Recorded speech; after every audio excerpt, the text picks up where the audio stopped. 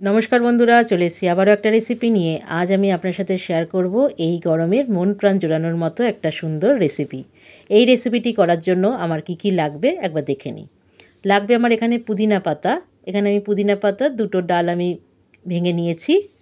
আর নিয়েছি লজেন্স। 1 টাকা দামে যে লজেন্সগুলো পাওয়া যায়, এগুলো সবাই জানেন আপনারা। সেটা নিয়েছি অন্তত 20 পিস মতো। আর নিয়েছি লেবুর রস, নিয়েছি বিট নুন। আর লাগবে আমার সোডা। এটা কিন্তু নর্মাল সোডা, যেটা প্লেন সোডা পাওয়া যায়, সেই সোডাটা আমি নিয়েছি। এবার আমি লজেন্সগুলোকে খুলে নেব। একটা পাত্রে প্রথমে লজেন্সগুলোকে খুলে নিচ্ছি। এই সোডা সিকাঞ্জিটা খেতে কিন্তু অসাধারণ লাগে। বাড়িতে কিন্তু খুব সহজেই একদম দোকানের টেস্টের মতো কিন্তু এটা বানিয়ে ফেলতে পারবেন। সবগুলো লজেন্স আমার খোলা হয়ে গেছে। এবার একটা হামালদিস্তায় লজেন্সগুলোকে আমি আধ ভাঙা করে গুঁড়িয়ে নেব।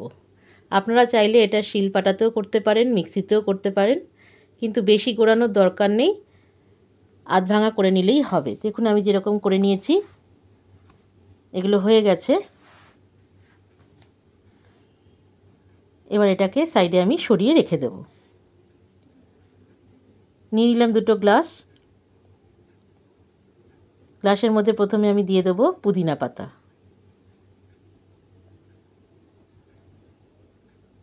8-10টা পুদিনা পাতা দিয়ে দিলাম।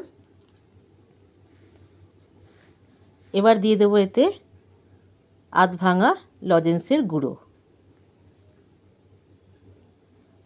বন্ধুরা, এর মধ্যে বিট নুন আছে, তাই জন্য আমি বিট নুনটা আর ইউজ করব না। দিয়ে দিলাম লেবুর রস।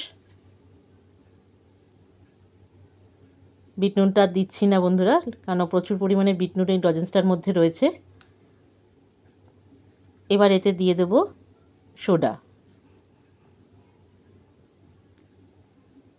এই ড্রিঙ্কসটা বাড়িতে অবশ্যই বানিয়ে আপনারা খাবেন। এই গরমে বাড়িতে যদি কেউ গেস্ট আসে, তাদেরও কিন্তু এটা খুব সহজে বানিয়ে দিতে পারবেন। এটা কিন্তু খেতে দুর্দান্ত লাগে, সত্যি মন প্রাণ কিন্তু এটা খেলে জুড়িয়ে যাবে। তারপর একটা চামচের সাহায্যে আমি লজেন্সটাকে গুলিয়ে নিচ্ছি। আধ ভাঙা লজেন্সটা কিন্তু আস্তে আস্তে ঠিকই এটার মধ্যে মেল্ট হয়ে যাবে। ওপর দিয়ে দিলাম লেবুর স্লাইস। দেখুন তো কী সুন্দর লাগছে দেখতে, ভালো লাগছে না বন্ধুরা? বাড়িতে অবশ্যই ট্রাই করবেন। এই রেসিপি যদি ভালো লেগে থাকে তাহলে আমাকে একটা লাইক, শেয়ার, কমেন্ট, একটা ফলো করতে ভুলবেন না বন্ধুরা। ভালো থাকবেন, সুস্থ থাকবেন। দেখা হচ্ছে পরের একটা ভিডিওয়। ততক্ষণের জন্য ধন্যবাদ।